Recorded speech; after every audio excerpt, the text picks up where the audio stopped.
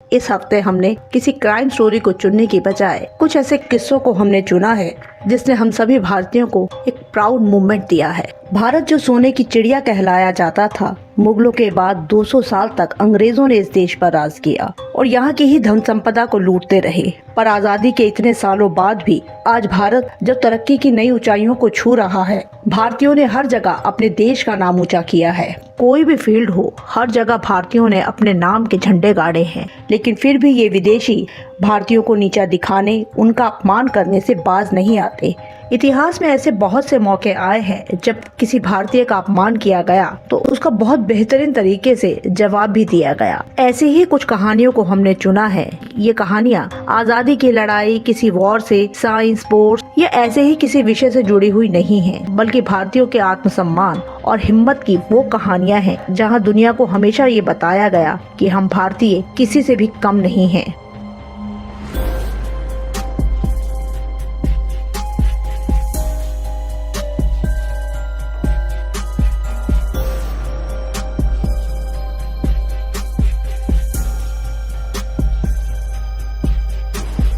अपनी मुख्य कहानी पर आने से पहले हम भारत की शान कहे जाने वाली टाटा कंपनी से जुड़ी ऐसे ही दो किस्से बताने वाले हैं। इसमें सबसे पहले बात करेंगे टाटा कंपनी के संस्थापक जमशेदजी टाटा की, जो एक बहुत ही कामयाब बिजनेसमैन थे और उनके किए हुए कामों से भारत को तरक्की की नई ऊंचाइयों पर पहुंचाया। 1896 में बॉम्बे के वॉटसन होटल में उन्हें एंट्री करने से रोका गया और धक्के देकर वहां से निकाल दिया गया, क्योंकि वो होटल सिर्फ अंग्रेजों और यूरोपियंस के लिए था।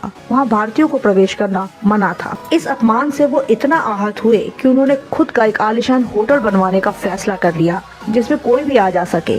इस घटना के बाद ही बॉम्बे के गेटवे ऑफ इंडिया बनने से भी 21 साल पहले होटल ताज पैलेस का निर्माण शुरू हुआ। 16 दिसंबर 1903 को ये होटल बनकर तैयार हुआ, जो आर्किटेक्चर के हिसाब से भी एक बेहतरीन होटल था। ये भारत का पहला ऐसा होटल था जिसमें इलेक्ट्रिसिटी थी, अमेरिकी पंखों के साथ साथ जर्मन लिफ्ट भी लगाई गई थी। यहाँ कई अंग्रेज शेफ भी थे। ये हर लिहाज से एक वर्ल्ड क्लास होटल था जिसे खास तौर पर भारतीयों के लिए ही बनाया गया था। आज मुंबई के ताजमहल पैलेस का नाम दुनिया के बेस्ट होटल्स में आता है और भारत में ये एक हेरिटेज के तौर पर दुनिया भर में मशहूर है। अब बात करते हैं पद्म भूषण और पद्म विभूषण से सम्मानित टाटा कंपनी के चेयरमैन रहे रतन टाटा की, जिन्हें किसी इंट्रोडक्शन की जरूरत नहीं है। एक नामी बिजनेसमैन जो देश विदेश में एक बड़ी शख्सियत थे, एक शानदार बिजनेसमैन जिनके रहते हुए टाटा कंपनी ने तरक्की की ऊंचाइयों को छुआ। टाटा कंपनी में रहते हुए उनके किए गए काम, देश की तरक्की में उनके योगदान और सादगी से भरे जीवन जीने के लिए वो जाने जाते थे। रतन टाटा का अपमान करके भी एक बड़े नामी विदेशी ने किस तरह से मुंह की खाई, आइए हम आपको बताते हैं। 1998 में जब टाटा कंपनी ने टाटा मोटर्स की शुरुआत की, तब 1-1.5 साल तक इसके रिजल्ट बिल्कुल भी पॉजिटिव नहीं थे। टाटा कंपनी की बनाई हुई पहली कार इंडिका में किसी ने कोई खास दिलचस्पी नहीं दिखाई। तब रतन टाटा ने इस टाटा मोटर्स को बेचने का फैसला किया। अमेरिका की फोर्ड कंपनी ने इसे खरीदने में दिलचस्पी दिखाई। रतन टाटा अपनी टीम के साथ इस डील की मीटिंग के लिए अमेरिका गए। वह मीटिंग के दौरान फोर्ड कंपनी के मालिक बिल फोर्ड ने रतन टाटा का मजाक उड़ाते हुए कहा था कि आप ये कंपनी बेचने आए हैं, आपको इस मोटर्स की फील्ड में आना ही नहीं चाहिए था, क्योंकि आपको इसकी समझ ही नहीं है। ये तो हमारा एहसान है कि हम आपकी कंपनी खरीद रहे हैं ताकि आपके नुकसान की कुछ भरपाई हो सके। इनडायरेक्टली उनसे ये कहा गया कि जो काम आपको नहीं आता उसे करना ही नहीं चाहिए। अब ये बात किसी अपमान से कम नहीं थी। रतन टाटा ने चुपचाप ये बातें सुनी और वो मीटिंग के बाद बिना कोई डील किए इंडिया वापस आ गए। उन्होंने टाटा मोटर्स को बेचने का अपना फैसला बदल लिया और कंपनी को नए सिरे से फिर से खड़ा किया। उनकी मेहनत और दूरदर्शिता का नतीजा ही था कि धीरे धीरे टाटा मोटर्स ने इंडिया ही नहीं बल्कि विदेशों में भी अपनी गाड़ियों के जरिए एक मुकाम हासिल किया। 2008 में जब पूरी दुनिया में मंदी छाई, तब कई बड़ी कंपनियां बंद होने के कगार पर थी, जिसमें अमेरिका की फोर्ड कंपनी भी थी। इस कंपनी ने घाटे से खुद को बचाने के लिए अपने 2 ब्रांड जैगुआर और लैंड रोवर को बेचने का फैसला किया था। अब वक्त बदल चुका था। तब रतन टाटा ने ही फोर्ड कंपनी के उन ब्रांड्स को खरीदा था।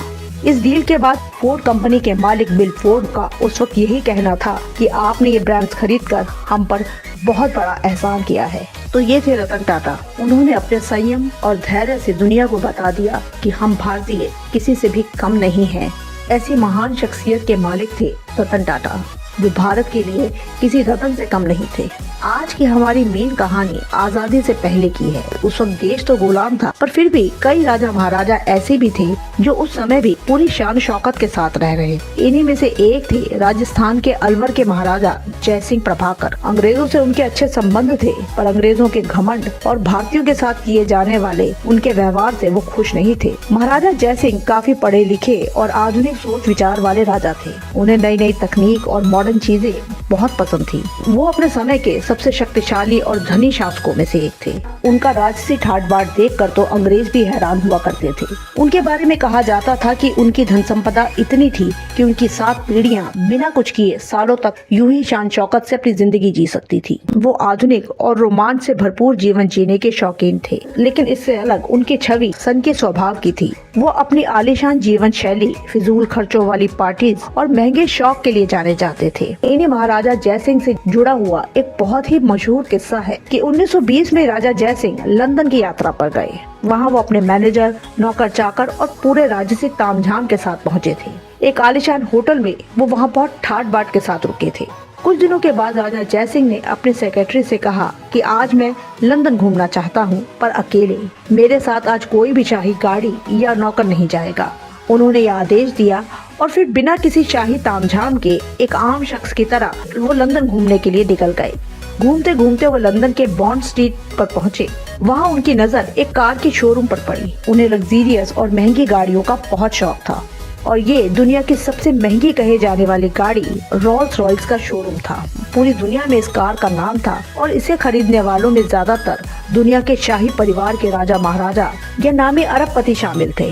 रोल्स रॉयस वो गाड़ी है जो शुरू से ही आम लोगों की पहुंच से बहुत दूर थी। इस कार के बारे में कहा जाता है कि आपके पास कितना ही पैसा क्यों ना हो, तब भी आप आसानी से इसे खरीद नहीं सकते। अमीर होने के बावजूद ये कार कंपनी आपको रिजेक्ट करके कार बेचने से मना कर सकती है।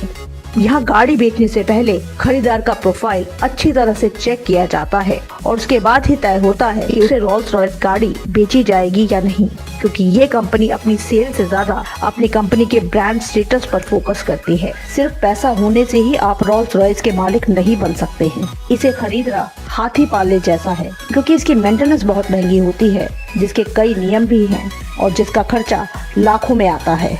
तभी पिछले 122 सालों से इसका नाम लग्जरी कार्स में टॉप पर आता है। महाराजा जय सिंह को बाहर से ही ये कार बहुत पसंद आई। महाराजा जय सिंह शोरूम के अंदर चले गए। वहाँ शोरूम में एक सेल्समैन उनके सामने था जो उन्हें अजीब नजरों से घूर रहा था। उस वक्त जय सिंह बहुत ही साधारण कपड़ों में थे और ऊपर से एक भारतीय थे।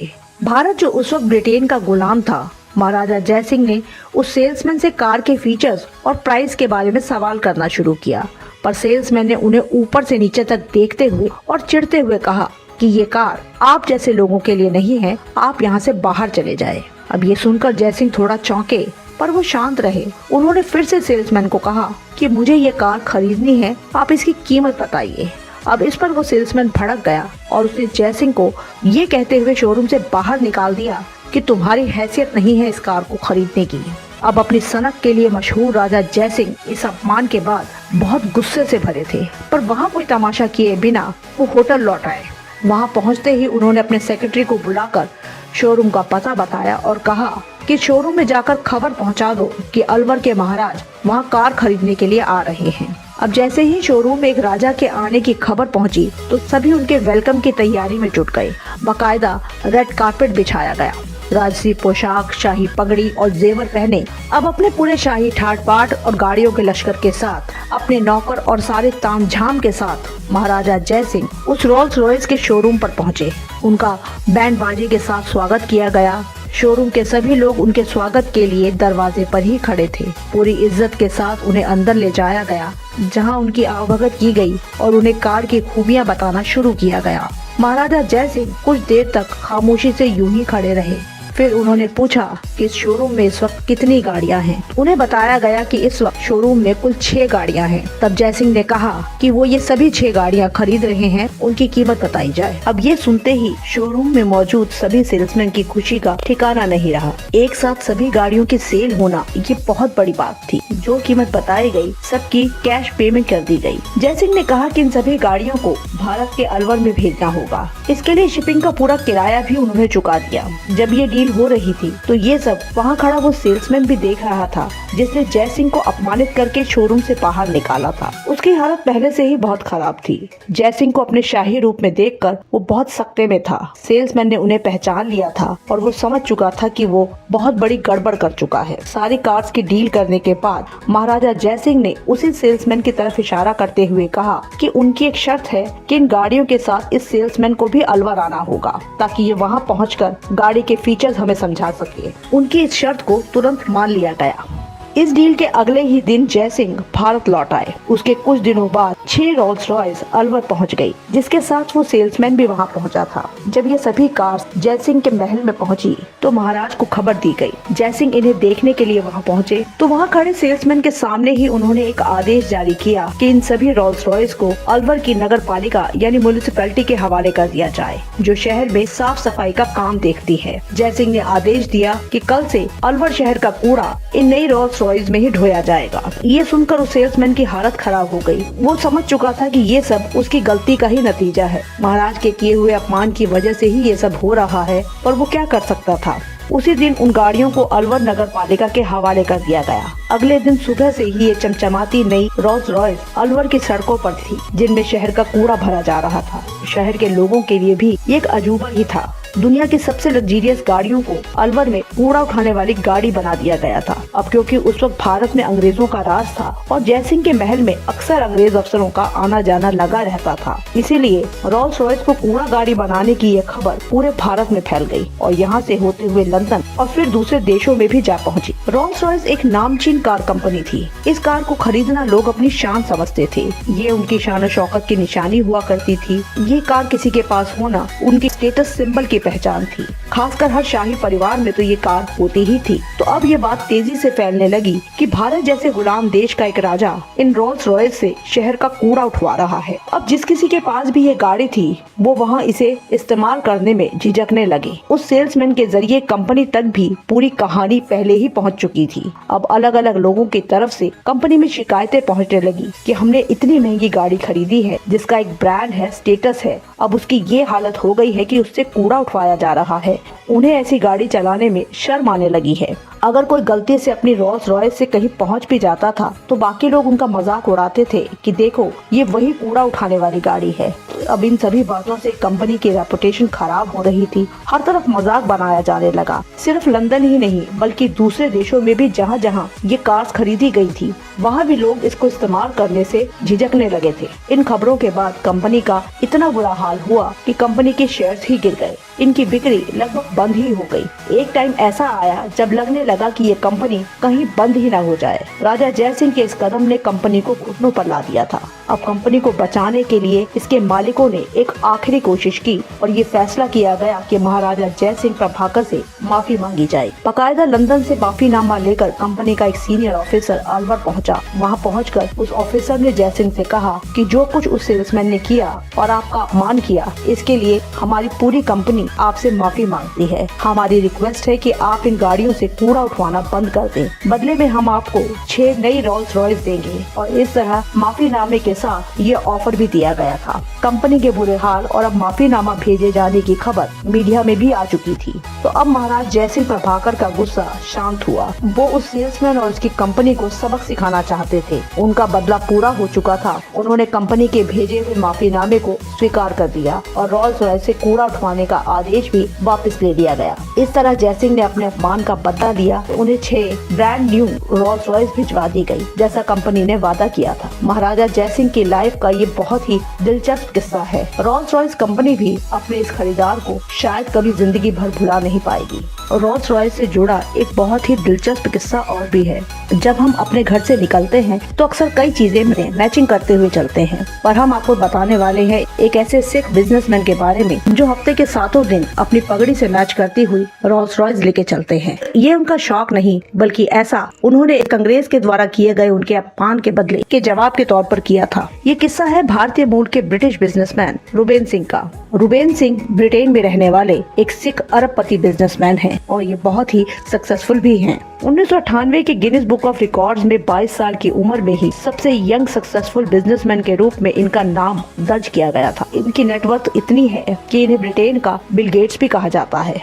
इनकी अपनी कई सक्सेसफुल कंपनीज हैं, जिसमें पहली है contract centre company all day PA, दूसरी एक प्राइवेट इक्विटी फर्म है ईचर कैपिटल। ये इन दोनों कंपनीज के सीईओ हैं। 2004 में ऑल डे पीए कंपनी के फाइनेंशियल मैटर के चलते कोर्ट में केस हुआ, जिसके बाद इन्हें दिवालिया घोषित कर दिया गया।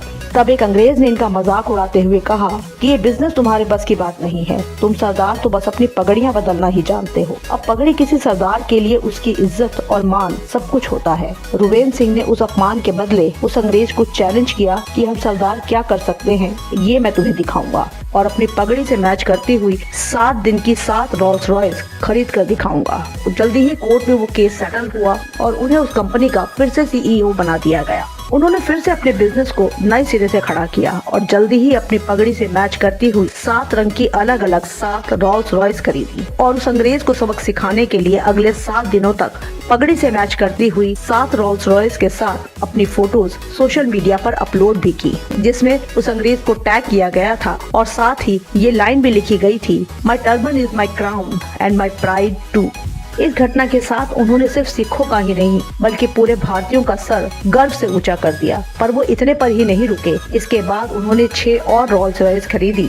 इस कलेक्शन को उन्होंने ज्वेल्स का नाम दिया, क्योंकि इन 6 कार्स का कलर रूबी, पन्ना और नीलम जैसे स्टोन से इंस्पायर था। रुवेन सिंह रोल्स रॉयस के इतने स्पेशल कस्टमर हैं कि कंपनी के सीईओ खुद उनके घर इन गाड़ियों की डिलीवरी देने पहुँचे थे।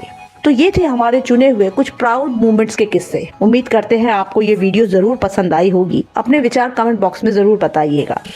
अगर आपको हमारा काम पसंद आ रहा है तो वीडियो को लाइक और चैनल को सब्सक्राइब जरूर कर लें।